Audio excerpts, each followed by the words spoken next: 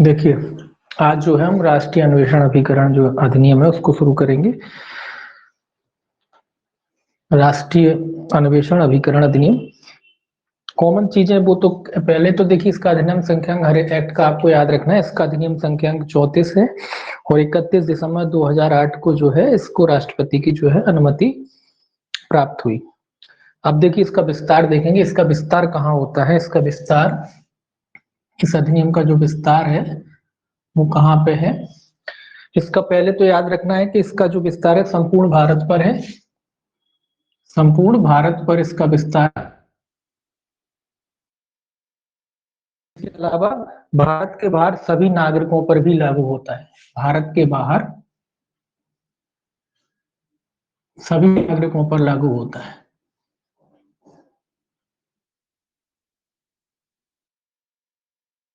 भारत के बाहर कोई भी नागरिक हो, कहीं भी हो, किसी भी देश में हो, उस पर लागू होता है। अगला याद रखना है कि सरकार की सेवा में व्यक्तियों को, जहां भी हो, सरकार का कोई व्यक्ति है, सरकार की सेवा में कहीं भी हो, चाहे होता है जो सरकार की हो। इसके अलावा भारत में रजिस्ट्रीकृत पोतों एवं वायुयानों पर, भारत में रजिस्ट्रीकृत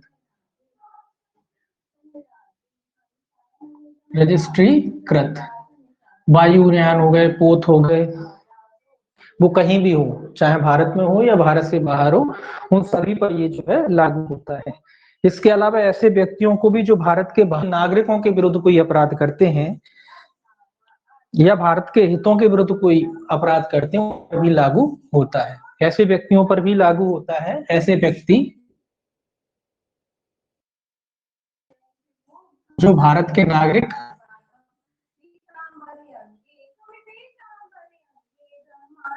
या भारत के विरुद्ध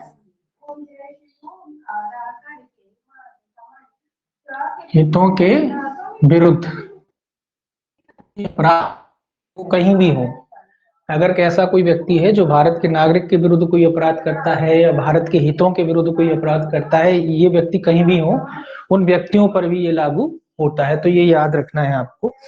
अब देखिए, इसकी परिभाषाएं हैं, कुछ इसमें परिभाषाएं दे रखी हैं। सेक्शन 2 में जो है परिभाषा है, 2 परिभाषा संबंधित है। देखिए, सबसे पहले 2A में जो दी गई है, 2A में क्या दिया गया है? अभिकरण। तो अभिकरण की सिंपल सी परिभाषा है, एक ही लाइन याद रखना है कि धारा 3 के अधीन गठित राष्ट्रीय अन्वेषण अभिकरण। तो अभिकरण का अर्थ क्या है? धारा 3 के अधीन, सेक्शन 3 के अधीन गठित राष्ट्रीय अन्वेषण अभिकरण। राष्ट्रीय अन्वेषण अभिकरण, इंपॉर्टेंट याद रखना है इसको। राष्ट्रीय अन्वेषण अभिकरण अधिनियम धारा 3 के अधीन। तो अभिकरण का क्या अर्थ है? जो धारा 3 के अधीन गठित किया जाता है वो अभिकरण। कौन सा अभिकरण? राष्ट्रीय अन्वेषण अभिकरण अधिनियम। में जो है संहिता, संहिता की परिभाषा है। संहिता में सिंपल से याद रखना है सीआरपीसी। संहिता का अर्थ क्या है? सीआरपीसी, संहिता 1973। तो संहिता का अर्थ है सीआरपीसी, इतना याद रखें बस काफी है। प्रक्रिया संहिता 1973 है ना। तो दंड प्रक्रिया संहिता 1973 ये 2B में है। 2C में जो है इसकी परिभाषा दी गई है आपकी हाई कोर्ट की, उच्च न्यायालय की। उच्च न्यायालय, उच्च न्यायालय का क्या अर्थ है? न्यायालय का अर्थ है जिसकी अधिकारिता के भीतर विशेष न्यायालय स्थित है। जिसकी अधिकारिता के भीतर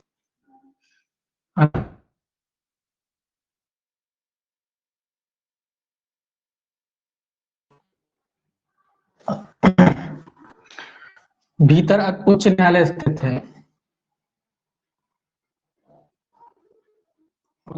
जिसकी अधिकारिता के भीतर, सॉरी, विशेष न्यायालय स्थित है। विशेष न्यायालय स्थित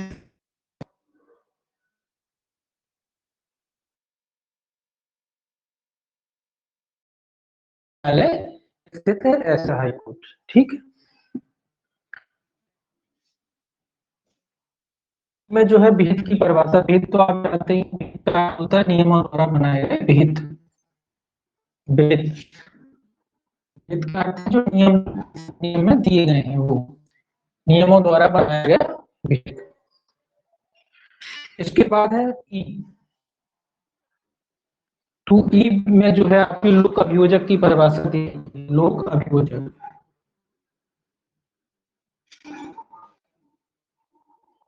कि लोक अभियोजक का क्या अर्थ है? सिंपल सा सेक्शन 15 याद रखना है कि धारा 15 के अधीन नियुक्त लोक अभियोजक, अपर लोक अभियोजक या विशेष लोक अभियोजक तीनों आते हैं। धारा 15 याद रखना है पहले आपको। धारा 15 के अधीन नियुक्त, धारा 15 के अधीन नियुक्त लोक अभियोजक, लोक अभियोजक, इसके अलावा विशेष लोक अभियोजक, अपर लोक अभियोजक, अभियोजक या फिर विशेष लोक अभियोजक। आपको तीनों आते हैं इसमें। लोक अभियोजक की परिभाषा में आपके लोक अभियोजक भी आता है, अपर लोक अभियोजक भी और विशेष लोक अभियोजक भी। तो सेक्शन 15 याद रखना है। धारा 15 के अधीन तो ये पूछा जा सकता है ना कि लोक अभियोजक कहाँ है। धारा 15 के अधीन जिनको नियुक्त किया जाता है, चाहे वो लोक अभियोजक के रूप में हो, चाहे अपर लोक अभियोजक के रूप में हो या विशेष लोक अभियोजक के रूप में हो, उनको क्या कहा जाएगा? उनको लोक अभियोजक ही कहा जाएगा। एफ में अनुसूची है, अनुसूची को परिभाषित करना आवश्यक नहीं है। अनुसूची, अनुसूची जो अधिनियम में दी गई है, ठीक। उसके बाद है अनुसूचित अपराध। ई के बाद एफ के बाद जी, अनुसूचित अपराध।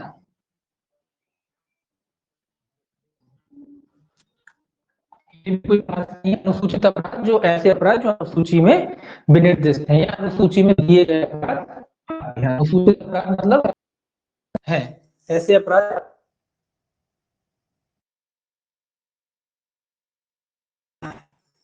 इसके बाद 2H है विशेष न्यायालय। ये थोड़ा याद रखना है आपको, विशेष न्यायालय।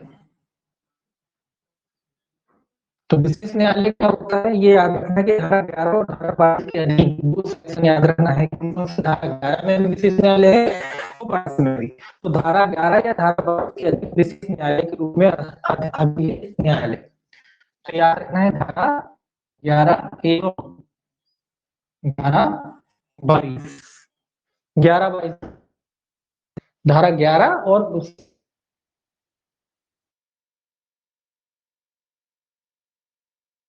धारा 11 और धारा 22 के अधीन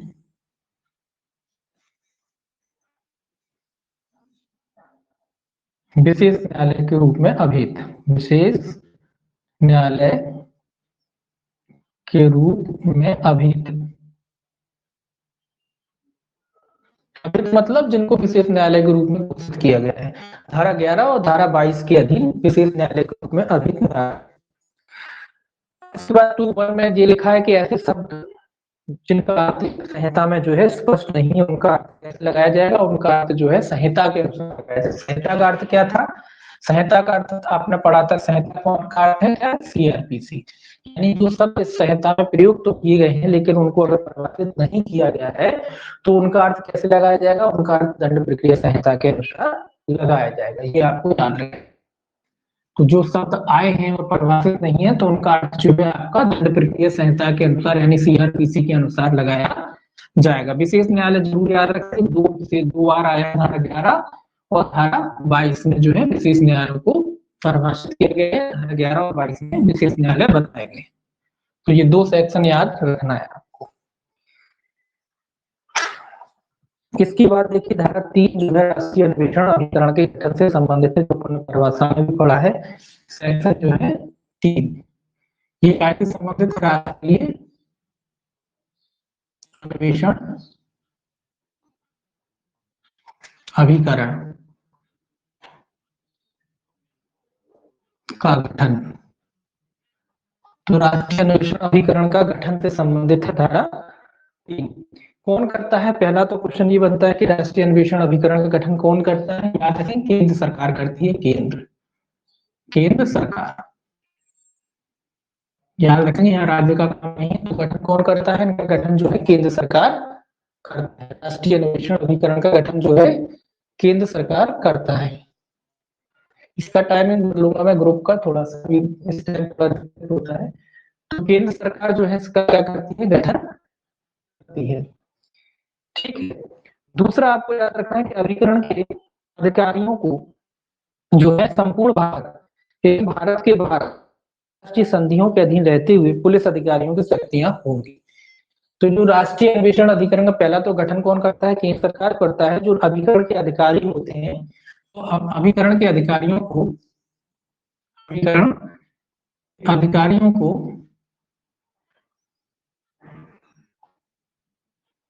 संपूर्ण भारत, याद रखें, संपूर्ण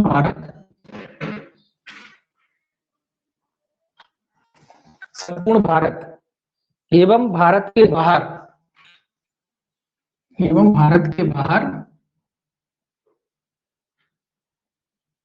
जो अंतरराष्ट्रीय संधियां होती हैं सरकार की, भारत के बाहर अंतरराष्ट्रीय संधियों के अधीन रहते हुए, ये भी याद रखेंगे, अंतरराष्ट्रीय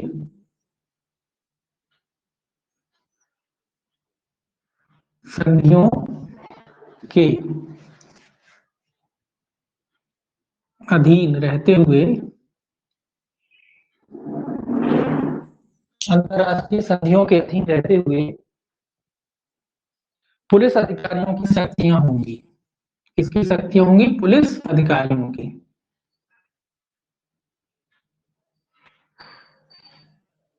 शक्तियां प्राप्त होंगी। ये लिख लीजिए, शक्तियां प्राप्त होंगी।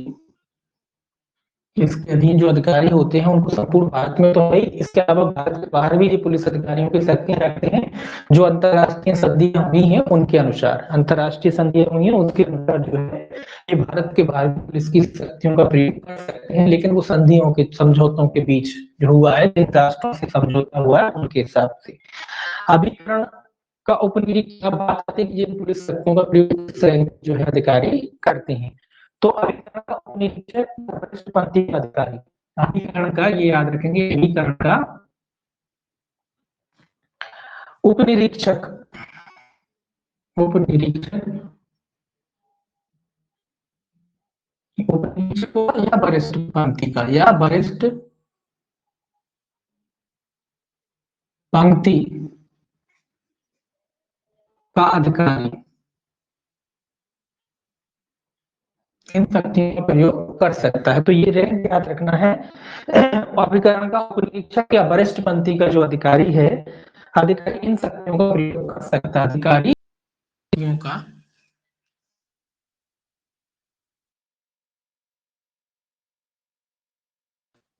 प्रयोग कर सकता है। ये याद रखना है। वरिष्ठ अधिकारी जो होगा या उपनिरीक्षक या उसमें वरिष्ठ जो अधिकारी होगा वो इन शक्तियों का जो क्या कर सकता है? प्रयोग। केवल इतना ही याद रखना है।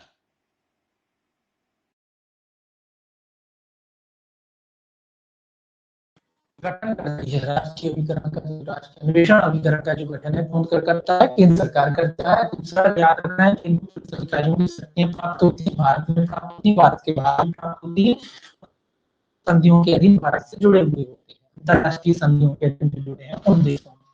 इसके अलावा एक बात याद रखना है कि अभिकरण की जो पुलिस के अधिकारियों की शक्तियां, कौन किस रैंक का पुलिस अधिकारी करता है? उपनिरीक्षक का जो अधिकारी होता है वो पुलिस की शक्तियों का प्रयोग कर सकता है। अब सेक्शन में चार याद रखना है आपको। चार अभिकरण का अधीक्षण किसके अधीन रहता है? अधीक्षण कौन कर सकता है?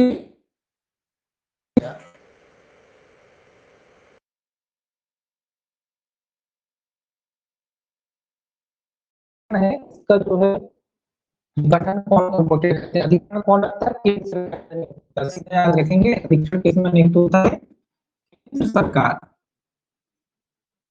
निहित होता है, बस इतना याद रखें, निहित होता है। इनका अधिकरण केंद्र सरकार होगा। अभिकरण का प्रशासन कौन किसमें निहित होगा? ये भी याद रखें, इसका प्रशासन किसमें निहित होता है? प्रशासन प्रशासन किसमें निहित होता है इनका? कौन देख मतलब अधीक्षण तो केंद्र सरकार के अधीन रहता है, लेकिन उसका मैनेजमेंट है, प्रशासन वगैरह वो कौन करेगा? तो उसका महानिदेशक में निहित होता है। जो अधिकरण का महानिदेशक होता है, महानिदेशक में निहित होता है।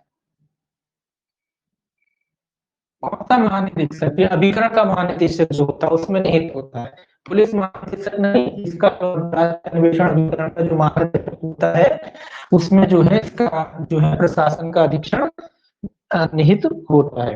तो ये याद रखना है, अभिकरण का प्रशासन जो है, या प्रशासन याद रखिए सीधा कि प्रशासन जो है इसमें निहित होता है, महानिदेशक निहित होता है। कौन सा महानिदेशक? राष्ट्रीय अन्वेषण अभिकरण का जो महानिदेशक होता है उसमें।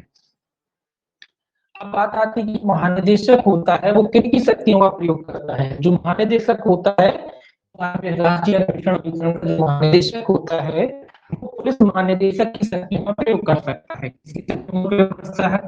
पुलिस महानिदेशक की शक्तियों का प्रयोग कर सकता है, शक्तियों का प्रयोग करेगा, ऐसा लिख लीजिए, ठीक है। तो जो होता है अन्वेषण अधिकरण का, पुलिस महानिदेशक की शक्तियों का क्या कर सकता है? प्रयोग कर सकता है, ये याद रखना है। ये इसीलिए देखिए इन एक्टों को इसलिए इम्पोर्टेंट है, ये राष्ट्रीय सुरक्षा से जुड़े हुए एक्ट है ना, तो कुछ जो है राष्ट्रीय सुरक्षा से जुड़े हुए, जैसे ये जुड़ा हुआ है, और आपको आर्म्स एक्ट भी जोड़ सकते हो, उसको भी शामिल कर सकते हो। तो वो हो गया, ये इन एक्टों को एक तरफ रख के आप इनको अलग से करिए। कुछ महिलाओं संबंधी एक्ट है उनको अलग रखिए, बच्चों संबंधी एक्ट है उनको अलग रखिए। जो 3 कैटेगरी में बांट लीजिए एक्टों को, है ना। 3 कैटेगरी के एक्ट हो जाएंगे, इससे क्वेश्चन आ जाएंगे। तो महिलाओं संबंधी जितने भी आपके दिए गए हैं जीपी परीक्षा में। दूसरा, बच्चों से संबंधित कौन कौन से एक्ट हैं वो देख लीजिए। तीसरा, राष्ट्र की सुरक्षा से जुड़े हुए एक्ट हैं, ये देख लीजिए। तो 3 तरीके के एक्ट हो जाएंगे, उन 3 तरीके के एक्टों को अलग 3 कैटेगरी में बांट के उनको पढ़ेंगे अलग अलग, है ना।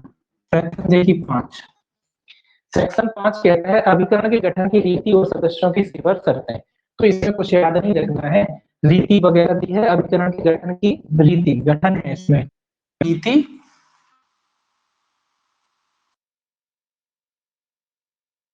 सेवा शर्तें, सदस्यों की सेवा शर्त।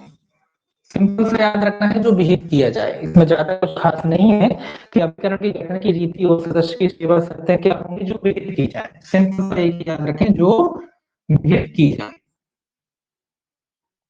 इसमें कोई खास नहीं है, याद रखना है कि जो विहित किया है, कोई खास नहीं है। सेक्शन इंपॉर्टेंट रखेंगे। सेक्शन 6 है अनुसूचित अपराधों का अन्वेषण, ये इंपॉर्टेंट सेक्शन है। ये अन्वेषण है, अन्वेषण किसका अन्वेषण है? जो अनुसूची में निर्दिष्ट अपराध है उनका अन्वेषण। तो अनुसूचित अपराधों का जो है अन्वेषण से संबंधित धारा इंपॉर्टेंट धारा है, याद रखना है, पूछी जाएगी कि अन्वेषण अपराधों के अन्वेषण से संबंधित धारा कौन सी, यह पूछी जा सकती है कि अनुसूची में निर्दिष्ट जो अपराध है उनसे संबंधित धारा किसी भी तरीके से पूछ सकते हैं। सब बस इतना याद रखना है, अन्वेषण। तो अन्वेषण तो अनुसूची में विनिर्दिष्ट अपराध है उन्हीं का होता है ऐसा अधिनियम। तो कौन कौन से अपराधों का जो है अन्वेषण होता है? सेक्शन 6 याद रखना है इसमें।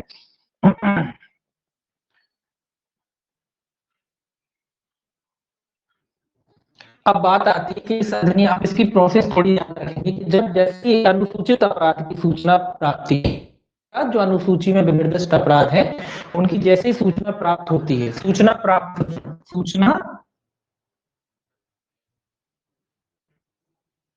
प्राप्ति पर या फिर धारा 154 FIR पर, दो ही बातें हैं, या तो सूचना प्राप्त होती किसी तरीके से या फिर उसकी FIR कराई जाती है 154 की रिपोर्ट लिखे जाने पर, 154 की रिपोर्ट लिखे जाने पर, लिखे जाने। ये क्या कह रहा है कि जो अनुसूची में विनिर्दिष्ट अपराध हैं अगर उनकी सूचना प्राप्त होती है किसी भी तरीके से या फिर उसकी FIR कराई जाती है 154 के तहत और उसकी रिपोर्ट लिखी जाती है, या FIR सीधी कह लीजिए धारा 154 के तहत FIR लिखाई जाती है, तो पुलिस अधिकारी उसकी सूचना किसको देगा? राज्य सरकार को देगा। पुलिस अधिकारी उसकी सूचना किसको देगा? पुलिस अधिकारी। अगर ऐसा अपराध है जो अनुसूची में विनिर्दिष्ट है, अगर उसकी FIR होती है या उनको सूचना प्राप्त होती है, तो पुलिस अधिकारी उस अपराध की सूचना, पुलिस अधिकारी अपराध की सूचना किसको देगा? राज्य सरकार को देगा। ये पुलिस अधिकारी का कर्तव्य है कि वो इसकी सूचना किसको दे? राज्य सरकार को दे। याद रखना, राज्य सरकार। तो पुलिस अधिकारी इसकी सूचना किसको देगा? राज्य सरकार को देगा। ये याद रखना है आपको कि जैसे ही अगर कोई ऐसा अनुसूची में निर्दिष्ट है, अगर उसकी शिकायत की जाती है, एफआईआर कराई जाती है, वो पुलिस अधिकारी को ये पता पड़ता है कि जो अपराध है राष्ट्रीय अन्वेषण अभिकरण की जो है सूची में निर्दिष्ट है, तो ऐसे अपराध की वो सूचना किसको देगा? वो सूचना जो है राज्य सरकार को देगा। ये याद रखना है आपको। हेलो, याद रखना है आपको कि सरकार द्वारा केंद्र ये भी याद रखना। आवाज बहुत फंस रही सर। थोड़ा मुझे पता है थोड़ा सा प्रॉब्लम हो रहा है। वीडियो भी कब से रुका हुआ है? बहुत देर से रुका है सर। सर को सुनाई नहीं दे रहा है शायद।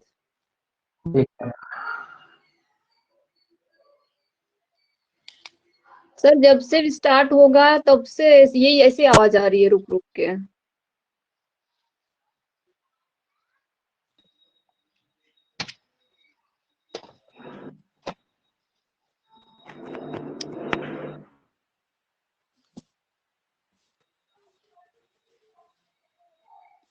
चलिए,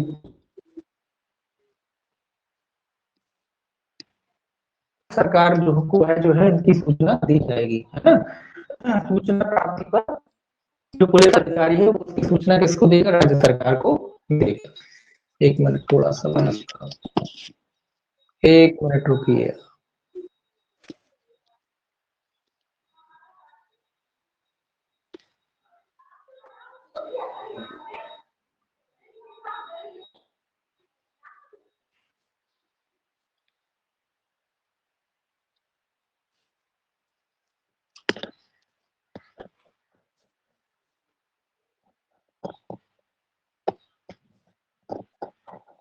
हाँ जी, 7 ही बजे कर रहे हैं।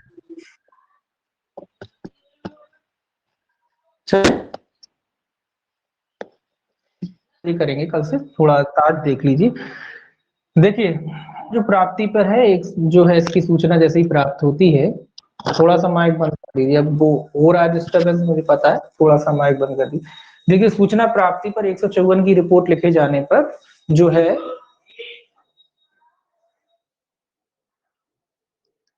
सुबह अभी कर लेंगे इसका डिस्कशन, थोड़ा इसको कर लें कंप्लीट, आज इसको कंप्लीट करना है।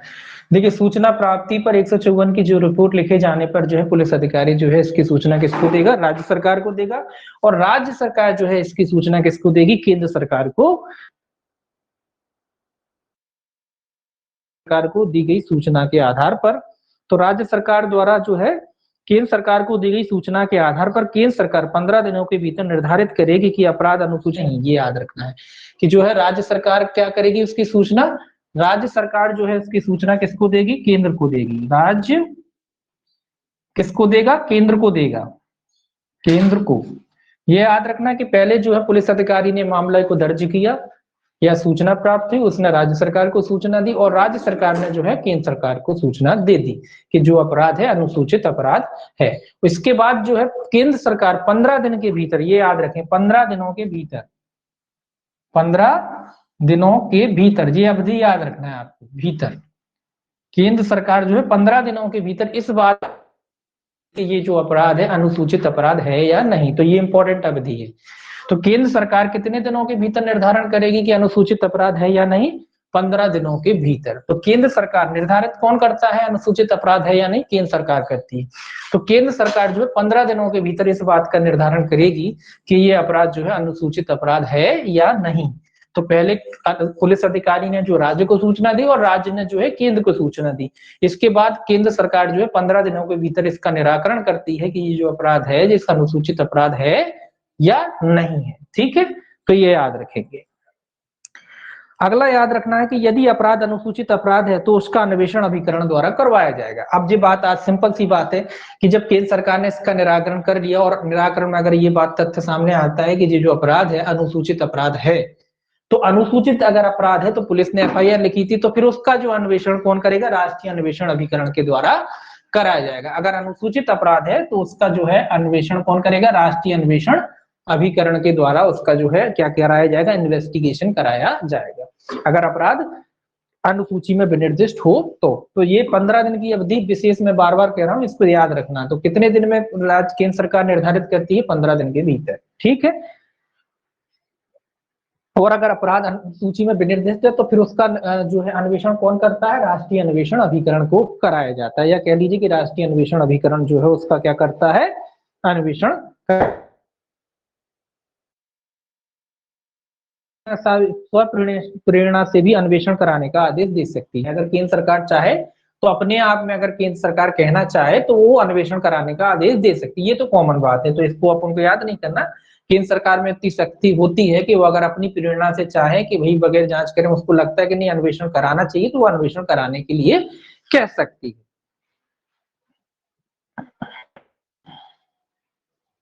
अब बात आती है कि जहां अन्वेषण अगर अभिकरण के द्वारा किया जाता है, अभिकरण मान लीजिए अन्वेषण कर रहा है, अभिकरण, अब ये याद रखना कि अगर अन्वेषण अभिकरण के द्वारा चालू कर दिया जाता है, अन्वेषण जो है अभिकरण ही कहेंगे, राष्ट्रीय अन्वेषण अभिकरण है तो अभिकरण अकेला अपन उसको कहेंगे।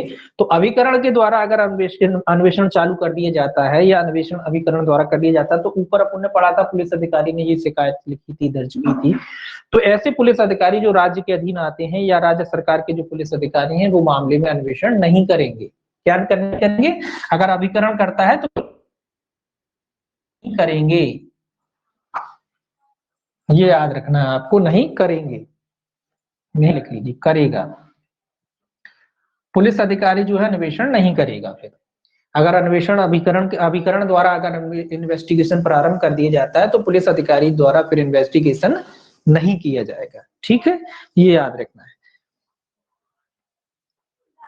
अब बात आती कि भाई जब आप मान लीजिए अभिकरण के समक्ष अब पुलिस अधिकारी अन्वेषण नहीं करेगा, लेकिन अभी अन्वेषण जो है अभिकरण के समक्ष आया नहीं है, अभी अन्वेषण अभिकरण ने लिया नहीं है या अभी प्रारंभ नहीं किया, अभी देरी है, अभी शिकायत हुई है, अभी अभिकरण ने जो है अपनी प्रक्रिया जो है इन्वेस्टिगेशन की चालू नहीं की, तो कह रहा है उस समय करेगा, तक पुलिस अधिकारी करेगा।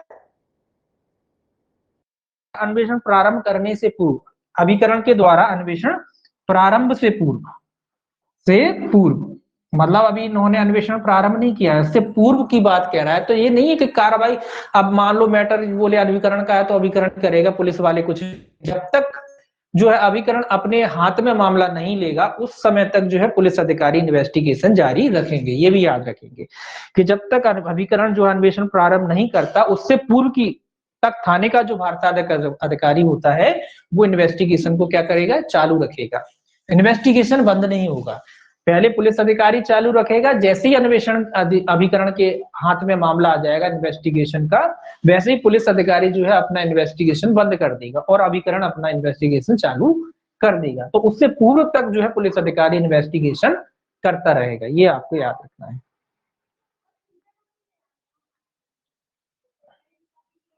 अब बात आती है कि अभिकरण के द्वारा जो इन्वेस्टिगेशन वगैरह किया जाता है, इनके विचारण की अधिकारता किसको होगी, तो याद रखेंगे विचारण की जो अधिकारता है वो विशेष न्यायालय को होगी, नई दिल्ली में। ये भी याद रखना है कि नई दिल्ली में स्थित विशेष न्यायालय को होगी विचारण की अधिकारता, ये याद रखेंगे, विचारण की अधिकारता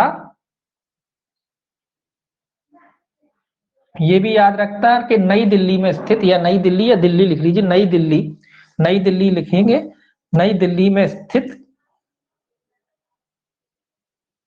विशेष न्यायालय को होगी, ये याद रखेंगे, थोड़ा सा जगह नहीं नीचे, तो नई दिल्ली में स्थित विशेष न्यायालय को होगी। विचारण की अधिकारता किससे होगी, नई दिल्ली में स्थित विशेष न्यायालय, तो नई दिल्ली ये भी याद रखेंगे क्योंकि ये भी पूछा जा सकता है कि जो विशेष न्यायालय है कहाँ है, तो नई दिल्ली में जो स्थित विशेष न्यायालय है उसको होगी। विचारण की अधिकारता किसको होगी, नई दिल्ली में स्थित, क्योंकि केंद्र सरकार कर रहा है, अभिकरण भी केंद्र सरकार के अधीन ही है, तो जो विशेष न्यायालय है दिल्ली में है उसके वो क्या करेगा, इस मामलों का क्या करेगा, विचारण करेगा। ये इन्वेस्टिगेशन जो भी करते हैं अभिकरण, उनका विचारण कौन करेगा, विशेष न्यायालय करेगा जो नई दिल्ली में स्थित है। तो ये भी याद रखें कि नई दिल्ली में जो स्थित विशेष न्यायालय है वो क्या करेगा, मामले का विचारण करेगा। तो सेक्शन 6 देखो इंपॉर्टेंट है, इसमें काफी फैक्ट है। अब सेक्शन 7 देखिए, सेक्शन 7 कहता है अन्वेषण जो है राज्य सरकार को अंतरित करने की शक्ति।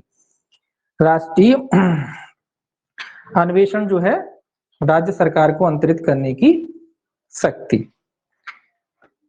ये सरकार कर सकती है अभिकरण द्वारा। अब देखिए कैसे अन्वेषण जो है, अब ये तो आप जाने सिंपल हेडिंग से क्लियर है कि भाई जो अन्वेषण है राज्य सरकार को अंतरित किया जा सकता है। कैसे किया जा सकता है? अभिकरण द्वारा। किसके द्वारा किया जा सकता है? अभिकरण द्वारा किया जा सकता है। अभिकरण, अभिकरण द्वारा जो मामला है वो केंद्र जो राज्य को हो वो दिया जा सकता है कि भाई राज्य सरकार जो है उसका अन्वेषण करेगा। राज्य के अनुरोध पर, राज्य के अनुरोध पर, राज्य सरकार अगर अनुरोध करती है तो, या केंद्र सरकार के अनुमोदन से। तो राज्य अगर अनुरोध करता है, राज्य, दो चीजें याद रखना है कि अनुरोध पर, राज्य के अनुरोध पर किया जा सकता है, और दूसरा केंद्र सरकार के अनुमोदन से। केंद्र सरकार के अनुमोदन से मामला अंतरित किया जा सकता है, केंद्र सरकार के अनुमोदन से। ये याद रखें कि अभिकरण द्वारा जो मामला हो रहा था, पहले इन्वेस्टिगेशन राज्य को ट्रांसफर हो सकता है, दो तरीके से हो सकता है। या तो राज्य सरकार जो है अनुरोध करती है केंद्र के जो है मामला हमें दे दी जाए, इसका जो है इन्वेस्टिगेशन हम अपने तरीके से अपने स्तर पर कराएंगे, तो उस तरीके से हो सकता है। दूसरा, अगर केंद्र सरकार खुद ही कहती है कि भैया आपके द्वारा किया जाएगा, तो केंद्र सरकार के अनुमोदन से भी हो सकता है। तो केंद्र सरकार अनुमोदन तो खैर केंद्र सरकार करती है, तो राज्य सरकार अनुरोध करती है, उसके आधार पर या केंद्र सरकार के अनुमोदन के दोनों आधारों पर क्या किया जा सकता है, मामले को अंतरित किया जा सकता है। किसको किया जा सकता है? राज्य सरकार को। बस इतना ही इसमें याद रखने लायक है। आज के बाद जो है सेक्शन 8, सेक्शन 8 में केवल हेडिंग याद रखना है, संसक्त अपराधों का अन्वेषण करने की शक्ति। संसक्त मतलब जो जुड़े हुए अपराध हैं। संसक्त अपराध कहता है कि अभिकरण मतलब क्या है? सिंपल सा है कि मान लो जो अनुसूची में विनिर्दिष्ट अपराध हैं, जो अपराध अनुसूची में दिए गए हैं, संसक्त मतलब जुड़े हुए अपराध। संसक्त, एक मिनट, संसक्त अपराध। तो इसमें हेडिंग इसीलिए, हेडिंग इससे काम इसीलिए चलेगा, संसक्त का मतलब है जो अनुसूची में विनिर्दिष्ट अपराध होते हैं, जो अनुसूची में दिए गए हैं, उनके साथ कई और अपराध जुड़े रहते हैं। तो ये कहता है कि अभिकरण किसी अनुसूचित अपराध का अन्वेषण करते समय किसी ऐसे अपराध का भी अन्वेषण कर सकता है जिसका अभियुक्त द्वारा किया जाना अभिकृत है, यदि वे अपराध अनुसूची में संसक्त है, मतलब जुड़ा हुआ अपराध है। अगर मान लो कोई अपराध अनुसूची में जुड़ा है और अपराधी ने कोई अन्य अपराध किया है, वो व्यक्ति जिसने जो अनुसूची में विनिर्दिष्ट अपराध है उसके साथ में कोई और अपराध भी किया, तो ये ऐसा थोड़ी है कि वो उस अपराध का अन्वेषण अलग कोई अधिकारी करेगा और अनुसूची में विनिर्दिष्ट अपराधों का विचारण अन्वेषण वो करेगा। तो ऐसा नहीं, दोनों अपराधों का वो विचारण, वो क्या करते हैं, विचारण नहीं कहेंगे, अन्वेषण। अन्वेषण जो है वो जो है अभिकरण के द्वारा किया जा सकता है। मतलब कोई साथ में अपराध लगा है, अनुसूची में विनिर्दिष्ट अपराध किया, साथ में कोई और अपराध भी किया है, तो उन दोनों अपराधों का जो है इन्वेस्टिगेशन जो है वो अन्वेषण अभिकरण जो है कर सकता है। तो ये याद रखना, हेडिंग इसीलिए कहा केवल हेडिंग से काम चलेगा। सेक्शन 9 देखिए क्या कहता है।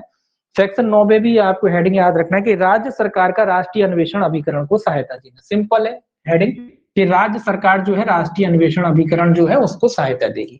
जैसे राष्ट्रीय अन्वेषण अभिकरण जो भी इन्वेस्टिगेशन वगैरह करता है, तो उसमें जो भी सहायता की आवश्यकता होती है अभिकरण को, वो कौन देगा? राज्य। जिस स्टेट में वो इन्वेस्टिगेशन करेगा उस स्टेट या उस राज्य की जिम्मेदारी होगी कि वो अभिकरण को क्या करे, अपनी तरफ से समुचित सहायता मुहैया कराए। तो जो भी सहायता वो मांगेंगे अभिकरण वाले, वो उनको जो है राज्य सरकार अपनी तरफ से सहायता देगी। ठीक है, पुलिस की सहायता क्या होती, पुलिस की सहायता होती, तो ये लोग जो है अपनी तरफ से जो सहायता वगैरह उपलब्ध कराएंगे। इसमें भी हेडिंग ही कैसे काम चलेगा। सेक्शन जो है आपका 10, सेक्शन 10 कहता है अनुसूचित अपराधों का अन्वेषण करने की राज्य सरकार की शक्ति। याद रखेंगे राज्य भी कर सकता है, राज्य सरकार अनुसूचित जो अपराध है, यानी अनुसूचित अपराध का मतलब है जो शेड्यूल में दिए गए अपराध हैं, उन अपराधों का जो अन्वेषण है जो राज्य सरकार भी कर सकती। कौन सी सेक्शन में? धारा 10 के अधीन राज्य सरकार भी कर सकती। कब कर सकती? अधिनियम की कोई भी बात राज्य की अन्वेषण और अभियोजन करने की शक्तियों पर प्रभाव नहीं डालेगी। ये याद रखना है कि अनुसूची में कोई ऊपर अपन भले ही कोई बात पड़ी हुआ है कि भाई अन्वेषण, तो राज्य की जो अन्वेषण करने की शक्ति है उस पर कोई प्रभाव नहीं डालेगी। और जो राज्य जो अन्वेषण करता है या अन्वेषण और अभियोजन करने की, तो अन्वेषण और अभियोजन ये याद रखना, अन्वेषण और अभियोजन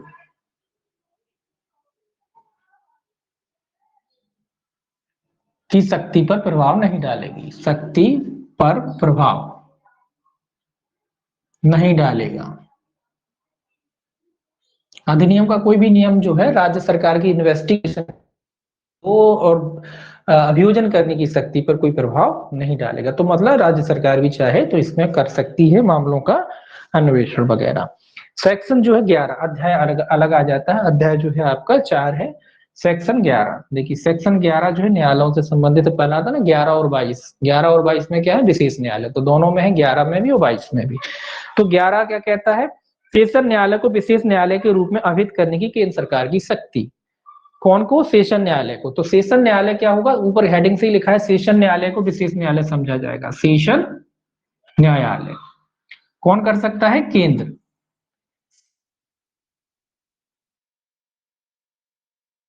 न्यायालय के रूप में अभिहित कर सकती, घोषित कर सकती कि जो सेशन न्यायालय है क्या होगा, विशेष न्यायालय समझा, ये आप इसमें कर सकते हैं। तो सेशन न्यायालय को जो है विशेष न्यायालय घोषित कर सकती है। कौन कर सकती है, केंद्र सरकार। ठीक है, इसको याद रखेंगे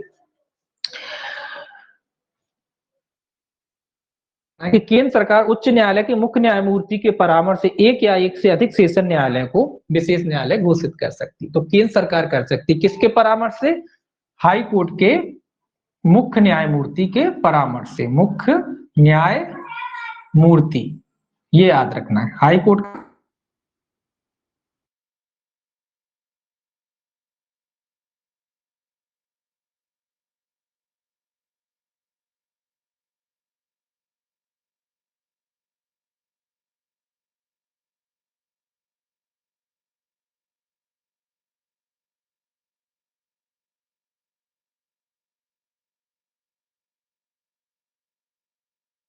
कितने न्याय, एक या एक से अधिक, मतलब जितने आवश्यक हो, एक या एक से अधिक आ गया।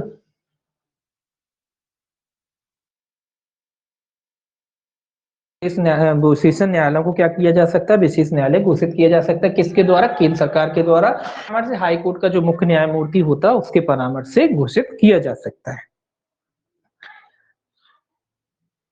अब बात आती है कि जो विशेष न्यायालय की अधिकार क्षेत्रता है, इसके बारे में अगर कोई विवाद वगैरह होता है तो केंद्र सरकार का जो विनिश्चय होगा वो अंतिम होगा। इनकी अधिकारता के बारे में, अधिकारता, ये भी याद रखें कि इनकी अधिकारता के बारे में केंद्र का निश्चय क्या होगा, अंतिम होगा। केंद्र का विनिश्चय या निश्चय एक ही बात है, विनिश्चय क्या होगा, अंतिम होगा।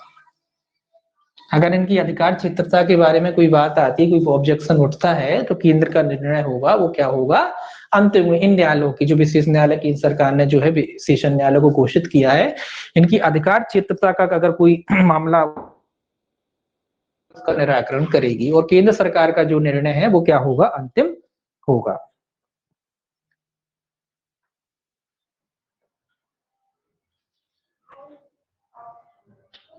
अब बात आती है कि मान लो कोई सेशन न्यायालय है, कोई सेशन न्यायालय है, उसका कोई सेशन न्यायाधीश है, वो सेशन न्यायालय अधिवर्षता, मतलब जितने साल के लिए उसकी आयु मान लो, या मान लो कि जितने साल के लिए उसको नियुक्त किया गया था, अगर वो आयु प्राप्त कर लेता है, तो बात आती है कि अब वो सेशन न्यायालय, वो विशेष न्यायालय नहीं रहेगा, वो विशेष न्यायाधीश तब तक बना रहेगा जब तक दूसरे न्यायाधीश की नियुक्ति नहीं हो जाती। तो उससे कोई फर्क नहीं पड़ेगा। यहाँ ये भी याद रखना है कि सेशन न्यायाधीश द्वारा अधिवर्षता प्राप्त कर लेने पर विशेष न्यायाधीश के रूप में बने रहने से निवारित नहीं किया जाएगा, मतलब उसे हटाया नहीं जाएगा। जब इसमें ये प्रोविजन है कि जब तक दूसरा न्यायाधीश नहीं आ जाता तब तक वो बना रहेगा। मान लो कोई न्यायाधीश था, वो रिटायरमेंट की एज हो गई, उसकी कंप्लीट हो गया, अब वो स्वाभाविक सी बात है पद पे नहीं रहना चाहिए। जब तक नया न्यायाधीश नहीं आ जाता, वो विशेष न्यायाधीश के रूप में वो न्यायाधीश क्या करता रहेगा, काम करता रहेगा। ठीक है, तो ये तो कॉमन बात है, लेकिन ये इसमें ध्यान रखने वाली बात है।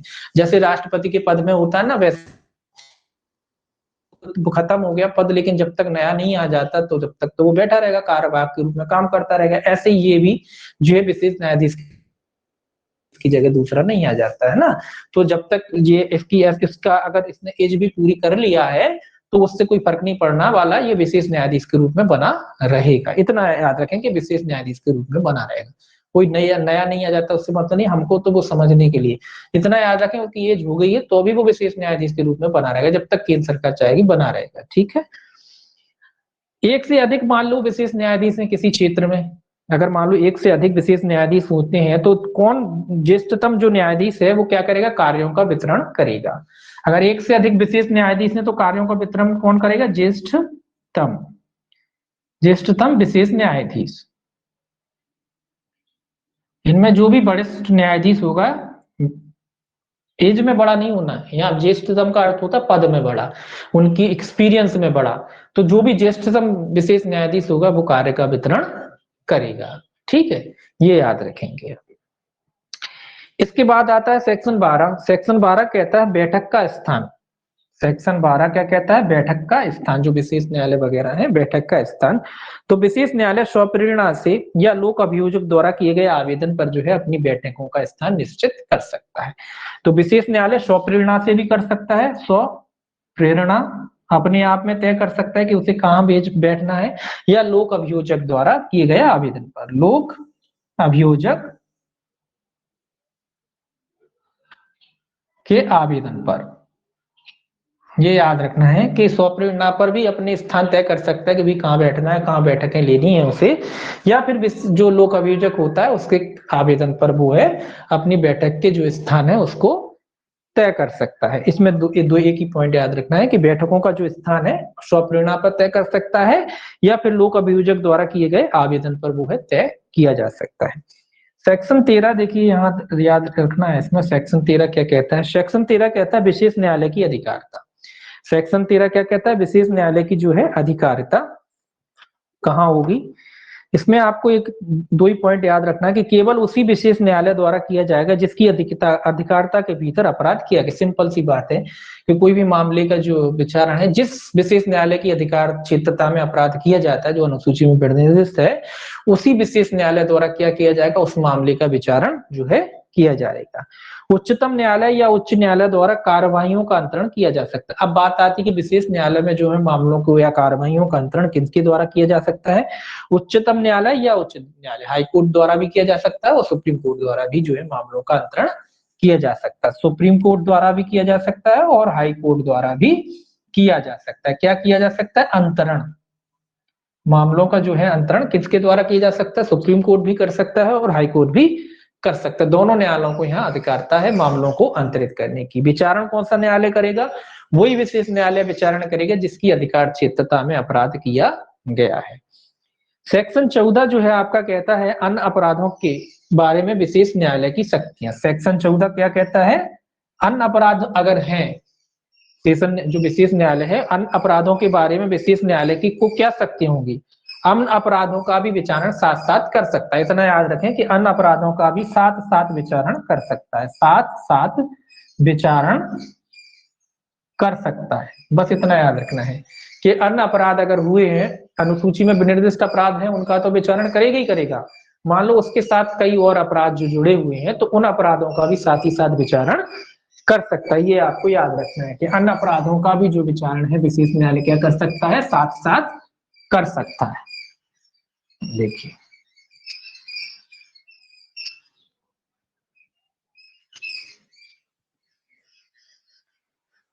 अब 15 लोक अभियोजक। सेक्शन 15 को पहले ही पढ़ा था कि सेक्शन जो 15 में है लोक अभियोजक दिया गया है। सेक्शन 15 कैसे संबंधित है, लोक अभियोजक। लोक अभियोजक इंपॉर्टेंट सेक्शन है, लोक अभियोजक। ठीक है, तो याद रखेंगे कि लोक अभियोजक कितने हैं, 15। केंद्र सरकार लोक अभियोजक, अपर लोक अभियोजक तथा विशेष लोक अभियोजक नियुक्त कर सकेगी। तो नियुक्ति केंद्र सरकार करेगी। कौन करेगा, केंद्र सरकार इनकी नियुक्ति करती है। इतना याद रखना है। किन की नियुक्ति करती है वो पहले ही अपन परिभाषा में पढ़ चुके हैं, तो यहाँ लिखना चाहे तो लिख सकते हैं, लोक अभियोजक, अपर लोक अभियोजक या विशेष लोक अभियोजक, तीनों की नियुक्ति तो कौन करता है, केंद्र सरकार जो है इनकी नियुक्ति करती है। दूसरा पॉइंट याद रखना है कि ऐसे व्यक्ति को नियुक्त किया जाएगा जिसने 7 वर्ष का अनुभव हो। तो किस व्यक्ति को नियुक्त किया जाएगा, 7 वर्षों के अनुभव वाले। 7 वर्षों का क्या होना चाहिए, अनुभव। ये याद रखना, अनुभव कितना जरूरी है, 7 वर्ष। ठीक है, तो याद रखेंगे कि ऐसे व्यक्ति को लोक अभियोजक नियुक्त किया जाएगा इस धारा के तहत जिसको 7 वर्षों का अनुभव हो। कौन नियुक्त करेगा, केंद्र सरकार नियुक्त करेगी। किसको नियुक्त कर सकती है, लोक अभियोजक, अपर लोक अभियोजक और विशेष लोक अभियोजक। कितना अनुभव जरूरी है, 7। इसके बाद सेक्शन 16। सेक्शन 16 कहता है विशेष न्यायाधीश न्यायालयों की प्रक्रिया और शक्तियां। विशेष न्यायालयों की प्रक्रिया और शक्ति है, क्या प्रक्रिया अपनाएगा, प्रक्रिया और शक्ति दो चीजें हैं, प्रक्रिया और शक्ति है इसमें विशेष न्यायालय की। क्या प्रक्रिया अपनाएगा, इसमें 2-3 पॉइंट ही नोट करना है कि विचारण के लिए सुपुर्द किए बिना भी संज्ञान ले सकता है। तो इतना याद है कि सुपुर्दगी के बिना, सुपुर्दगी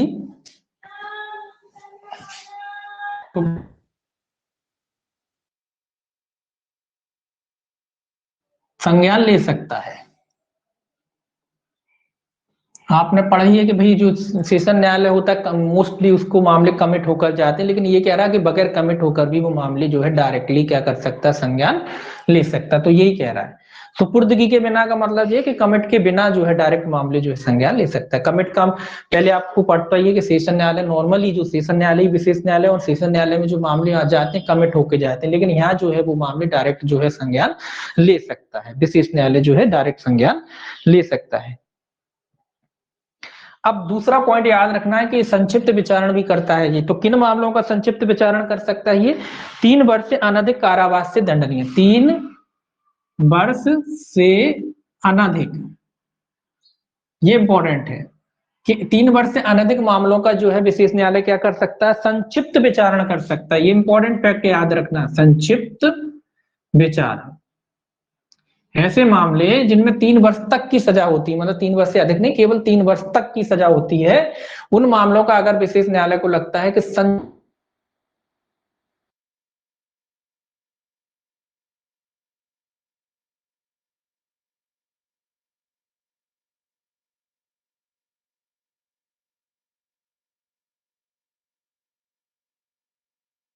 विचारण कर सकता है। कौन से मामले, ये 3 वर्ष याद रखना है कि लोग, ठीक है। तो ये याद रखेंगे कि संक्षिप्त विचारण जो है कर सकता है। अब बात आती है कि संक्षिप्त विचारण तो कर लिया, तो संक्षिप्त विचारण में है जो कितनी सजा दे सकता है, ये भी दूसरा इंपॉर्टेंट फैक्ट है इसका। तो संक्षिप्त विचारण में वो 1 वर्ष तक का कारावास या 5 लाख रुपए तक का जुर्माना लगा सकता है। तो ये तो सिंपल है, आप जानते हैं 1 वर्ष तक का कारावास, ये तो आप नहीं भूलोगे, अधिकतर जो एक्ट है उनमें 1 ही वर्ष होता है, जो विशेष एक्ट है उनमें वैसे 1 वर्ष नहीं होता, लेकिन विशेष एक्टों में आपने देखा, भ्रष्टाचार में भी आपने देखा 1 वर्ष है। तो संक्षिप्त विचारण में 1 वर्ष तक का जो है कारावास दे सकता है या 5 लाख, ये थोड़ा याद रखने वाली, 5 लाख रुपए जो है संक्षिप्त विचारण में ही लगा सकता है। तो 5 लाख रुपए तक का जो है जुर्माना भी लगा सकता है। 1 वर्ष तक का कारावास या 5 लाख रुपए तक का जुर्माना जो है वो संक्षिप्त विचारण में ही दे सकता है। तो ये जुर्माने की रकम थोड़ी बड़ी है, हालांकि मामला संक्षिप्त में निपटा रहा है, फिर भी 5 लाख रुपए तक का वो जो है जुर्माना लगा सकता है। तो याद रखें 1 वर्ष तक का कारावास या 5 लाख रुपए तक का जो है संक्षिप्त विचारण में वो जुर्माना लगा सकता है। मोस्ट इंपोर्टेंट है, ध्यान रखें ये दो फैक्ट है, एक तो 3 वर्ष वाला ये है और दूसरा जो आपका ये 2, तो 2 फैक्ट इसमें इंपॉर्टेंट है, ये याद रखने हैं आपको। अब देखिए सेक्शन जो है आपका 17, सेक्शन 17 कहता है साक्ष्यों की संख्या, विनिश्चय या निर्देश का उल्लंघन करने पर की संख्या, इसमें आपको कोई खास एक कौन सा है, 17वां, 1 मिनट,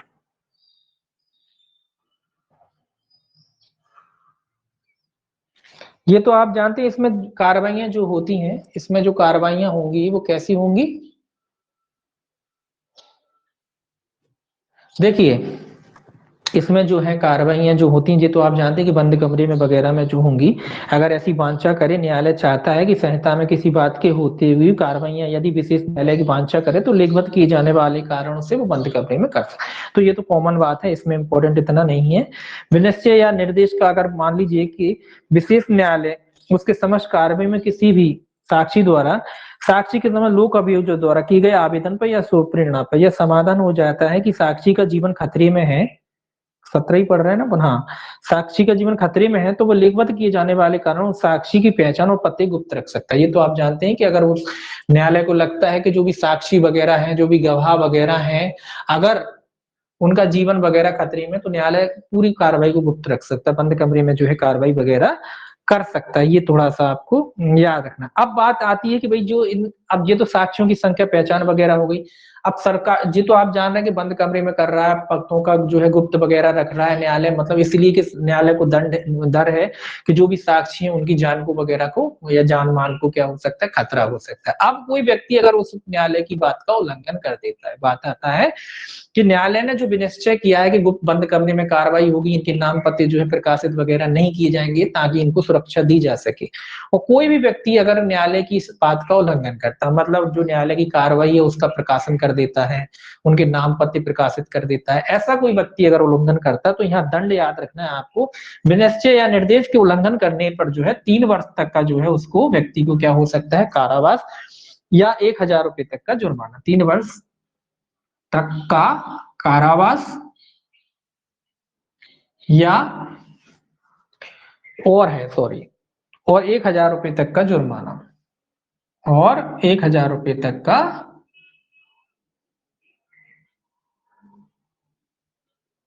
का जुर्माना जो है न्यायालय उस पर लगा सकता है। तो ये याद रखना है आपको, ये सिंपल है, ऊपर कोई कार्रवाई कुछ नहीं है, सिंपल सी याद रखना है कि न्यायालय बंद करने में कार्रवाई कर सकता है, उसको लगता है साक्षी के जीवन को खतरा वगैरह है तो नाम प्रकाशन वगैरह पे भी रोक लगा सकता है। और अगर कोई व्यक्ति उस न्यायालय के उस नियम का उल्लंघन करता है, न्यायालय के उस निर्देश का उल्लंघन करता है जो न्यायालय ने रोक लगाई थी नाम पते वगैरह छापने की, वो कार्रवाइयों को बंद कमरे में किया, इसका मतलब ये कि न्यायालय की अनुमति के बगैर आप प्रकाशित वगैरह नहीं करते। कोई भी व्यक्ति चाहे प्रकाशन करता हो या किसी भी तरीके से सूचना बाहर निकाल देता है तो ऐसे व्यक्ति को जो है 3 वर्ष तक का कारावास और 1000 रुपए तक के जुर्माने से क्या किया जाएगा, दंडित किया जाएगा। सेक्शन जो है 18 याद रखेंगे। अब सेक्शन 18 कहता है अभियोजन के लिए मंजूरी, अभियोजन के लिए जो है मंजूरी कौन देगा, केंद्र सरकार की मंजूरी कौन देगा, केंद्र सरकार, बस इतना याद रखें, केंद्र सरकार, इतना याद रखें। अभियोजन की मंजूरी किसकी, कौन मंजूरी देगा अभियोजन के लिए, केंद्र सरकार। एक ही शब्द याद रखना है कि केंद्र सरकार की पूर्व मंजूरी के बिना अभियोजन नहीं किया जाएगा, केंद्र सरकार की पूर्व मंजूरी। तो ये याद रखें, केंद्र सरकार की पूर्व मंजूरी के बगैर अभियोजन जो है या कार्रवाई वगैरह इस अधिनियम के तहत नहीं की जाएगी। सेक्शन 19 याद रखें, फिर उसके बाद एक ही लाइन याद रखना है, विशेष न्यायालय द्वारा विचारण की अग्रता होना, विशेष न्यायालय द्वारा विचारण की अग्रता होना, इसमें भी हेडिंग ही याद रखेंगे। वैसे तो विशेष न्यायालय को ही होगी अग्रता, अगर कोई मामला वगैरह आता है तो विशेष न्यायालय को अग्रता होगी, मतलब विशेष न्यायालय जो है इस अधिनियम से संबंधित जो भी मामले वगैरह है उसको किसको प्राथमिकता, तो कहाँ गया 19, विशेष न्यायालय द्वारा विचारण की अग्रता। तो विशेष न्यायालय दिन प्रतिदिन कार्य तो नॉर्मल बात है, तो सीधा हेडिंग ही इसमें जो है काम करेगी कि इस अधिनियम के तहत जो भी मामले हैं वगैरह हैं उसको किसको प्राथमिकता रहेगी, विशेष न्यायालय के द्वारा जो है निपटाए जाएंगे। सेक्शन 20 कहता है नियमित न्यायालयों को मामले अंतरित करने की शक्ति। ये कहता है नियमित न्यायालय, जो विशेष न्यायालय थे, ये 20 कहता है कि नियमित न्यायालय को भी जो है मामले अंतरित किए जा सकते हैं। नियमित न्यायालय जो होते हैं, नॉर्मल जो न्यायालय होते हैं, अगर विशेष न्यायालय को लगता है तो विशेष न्यायालय द्वारा, तो नियमित न्यायालयों को भी जो है मामले अंतरित कौन कर सकता है, विशेष न्यायालय।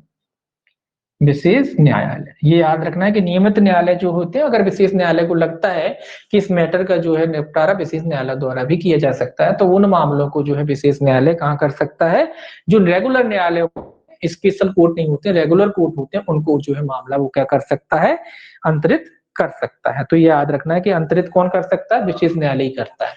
जो विशेष न्यायालय में मामले चल रहे हैं और विशेष न्यायालय को लगता है कि इन मामले का विचारण रेगुलर कोर्ट के द्वारा किया जा सकता है, कोई विशेष न्यायालय की आवश्यकता नहीं है उसे लगता है, या कोई और वजह है उसको लगता है, तो वो उन मामलों को जो है नियमित जो रेगुलर जो कोर्ट होते हैं उनको अंतरित कर सकता है। ठीक है। 21 में है अपीलें। अपीलें कहाँ होंगी, तत्व और विधि के दोनों के प्रश्न पर होती हैं। हाई कोर्ट में होंगी अपीलें, ये याद रखना। जो विशेष न्यायालय के आदेश के विरुद्ध जो अपील होती है कहाँ होगी, हाई कोर्ट में होगी। और कैसे होती, तथ्य और विधि दोनों के प्रश्न पर हो सकती, तत्व और विधि, ये याद रखेंगे, तत्व और विधि दोनों के प्रश्न पर जो है अपीलें हो सकती हैं। और कहाँ होगी अपीलें जो है आपकी हाई कोर्ट में होगी। अब बात आती है कि जो अपील होगी वो कैसे, कितने न्यायाधीशों द्वारा सुनी जाएगी। तो इसमें अपीलें दो, कम से कम द्वारा सुनी जाएगी, ये याद रखेंगे, 2 न्यायाधीशों द्वारा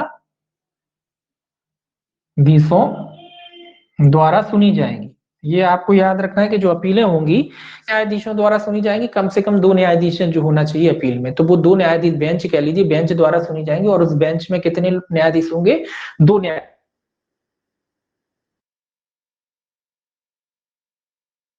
इंपॉर्टेंट फैक्ट है कि का निपटारा कितने दिन में किया जाए, याद रखेंगे 3 माह के भीतर, 3 माह के भीतर, ये भी याद रखना। दूसरा फैक्ट ये इंपॉर्टेंट है, एक तो 2 न्यायाधीश सुनेंगे मिलकर,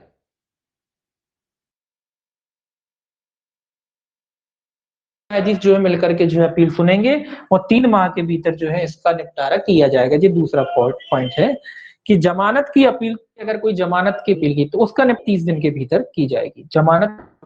जमानत की अपील 30 दिन के भीतर की जाएगी। ये भी याद रखना कि जमानत की अपील जो है 30 दिन के भीतर, अगर कोई व्यक्ति जमानत संबंधी बात है और जमानत ये कोई आवेदन करता अपील करना, तो वो 30 दिन के भीतर जो है अपील कर सकता है। जमानत वाली जो अपील है वो 30 दिन के भीतर कर सकता है। और याद रखें कि 90 दिन के बाद कोई भी अपील ग्रहण नहीं की जाएगी। ये भी याद रखें कि 90 दिन के बाद कोई भी अपील ग्रहण नहीं करेगा। अपील न्यायालय जो है 90 दिन के बाद कोई भी अपील ग्रहण नहीं करेगा, ये आपको याद रखना है। ठीक है, इसके बाद थोड़ा सा रह गया, बाकी कोई खास नहीं है अब इसमें, लेकिन इंपॉर्टेंट एक्ट है। भले ही छोटा एक्ट जरूर है लेकिन इंपॉर्टेंट है। छोटे 2-4 फैक्ट आते हैं, क्या होता है थोड़े बहुत फैक्ट होते हैं वही भूल जाते हैं अपन, है ना। जैसे 2 बार 2 न्यायाधीश करेंगे, ये छोटी छोटी बातें होती हैं जो अपन परीक्षा में भूल जाते हैं, वो छोटी छोटी बातें पूछते हैं, है ना। हल्के में किसी चीज को नहीं लेना है, छोटी बातें ही अधिकतर दिक्कत दे जाती हैं। बड़ी चीजें तो आदमी को याद रह जाती हैं, इंपॉर्टेंट चीजें भी याद रहता है, लेकिन छोटी चीजें आदमी भूल जाता है, उन पर ध्यान नहीं देता। अरे बहुत छोटी चीजें, जैसे कि मान लीजिए इसमें लिखा संक्षिप्त विचारण के मामलों 3 वर्ष तक के मामलों को करेगा 5 लाख रुपए जुर्माना। ये छोटी छोटी चीजें हैं जो भूल जाते हैं, है ना। सेक्शन जो है 22 से सेशन न्यायालय को विशेष न्यायालय के रूप में अभिहित करने की राज्य सरकार की शक्ति है। अपन ने पहले भी पढ़ा 11 और 22, तो ध्यान रखेंगे 22 में। तो यहाँ सेशन न्यायालय को विशेष न्यायालय के रूप में अभिहित कर सकता है। कौन करता है? यहाँ राज्य कर रहा है, बस इतना। यहाँ कौन कर रहा है? राज्य। वहां कौन कर रहा था 11 में? केंद्र। दोनों में अंतर बस इतना है कि 11 में कौन कर रहा था? केंद्र कर रहा था, और यहाँ कौन कर रहा है? यहाँ राज्य कर रहा है ना। तो याद रखेंगे कि धारा 11 के तहत जो विशेष न्यायालय की स्थापना कह लीजिए आप, कौन करता है? केंद्र सरकार करती है। और धारा 22 के अधीन विशेष न्यायालयों की स्थापना कह लीजिए कौन करता है? राज्य करता है। वहां पे केंद्र करता है और यहाँ कौन करता है? राज्य करता है। ये याद रखना, बस सेक्शन ही याद रखना है। यहाँ कौन करता है? राज्य करता है। सेशन न्यायालय को विशेष न्यायालय के रूप में पदाभिहित कर सकता है। सेशन न्यायालय ही होता है, उसको ही विशेष न्यायालय बना दिया जा सकता है। तो कौन बना सकता है? राज्य सरकार बना सकता है। 23 जो है नियम बनाने की उच्च न्यायालय की शक्ति। सेक्शन 23 में जो है याद रखिए कि इस अधिनियम के तहत नियम कौन बना सकता है? हाईकोर्ट भी बना सकता है, धारा 23 के तहत। तो धारा 23 के तहत नियम बनाने की शक्ति किसको है? हाईकोर्ट को भी है। किसको इस तहत? धारा 23 के तहत। धारा 24 कहता है कठिनाइयों को दूर करने की शक्ति। धारा 24 कठिनाई दूर करने की शक्ति किसको है? ये आप जानते हैं, कठिनाई दूर की बात आएगी तो केंद्र ही करेगा। केंद्रीय अधिनियम है तो केंद्रीय सरकार जो है कठिनाइयों को दूर कर सकती है। ठीक है। नियम बनाने की शक्ति सेक्शन 25 में, इसमें भी हेडिंग याद रखना है। नियम भी कौन बनाएगा? केंद्र बनाएगा। यहाँ राज्य नहीं बनाता। ठीक है, यहाँ राज्य बनाते ही नहीं है। ठीक है, तो यहाँ राज्य की नहीं है, यहाँ हाईकोर्ट और केंद्र सरकार, 2 चीजें आई है, राज्य नहीं आया यहाँ। तो हाईकोर्ट नियम बनाता है 23 में, केंद्र सरकार नियम बनाती है 25 में, है। तो ये 2 चीजें याद रखना है। यहाँ जो है आपका स्टेट गवर्नमेंट की नियम बनाने की शक्ति नहीं है। अब नियमों का रखा जाना, सेक्शन 26। ये तो आप जानते हैं, जब नियम केंद्र सरकार बनाती है तो उसको रखती है, संसद के समक्ष रखेगी, तो उसमें ये तो कॉमन बात है। तो नियमों का रखा जाना, इसमें भी केवल हेडिंग याद रखते हैं, नियमों का रखा जाना, बस इतना इसमें है, बाकी इसमें कुछ नहीं है। और बाकी जो है कल जो है अपन पढ़ेंगे पॉस्को एक्ट। ठीक है, कल पॉस्को एक्ट पढ़ेंगे, कल ही इसको खत्म करेंगे पॉस्को को। 1 मिनट थोड़ा सा